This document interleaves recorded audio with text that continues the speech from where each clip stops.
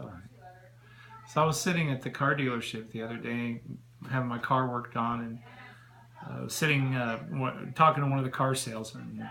He was telling me, we had a good conversation going on, and all of a sudden this young, really slinky, kind of hunched over young man comes walking up, and he could hardly get his words out. He was like, Mark? Mark Tanner? I'm like, yeah. It was,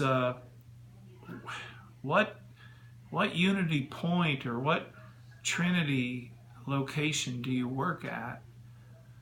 Because I had just got my badge for volunteer work at the Robert Young Center, helping people with addiction.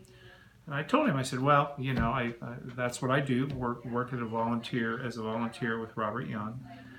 And he said, well, I was wondering can you recommend a really good psychologist?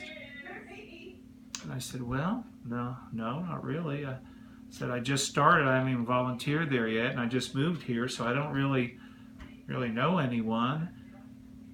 And I thought for a second.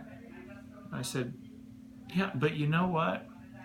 I do know the best physician that I've ever met, best psychologist, the best healer. And now he lived about 2,000 years ago. And right away, the car salesman sitting next to me, he looks over at me and says, you mean Jesus? I said, right on, Jesus.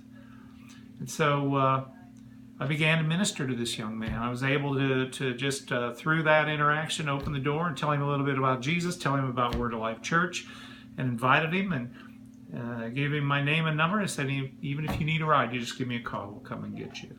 So I just thought that was neat.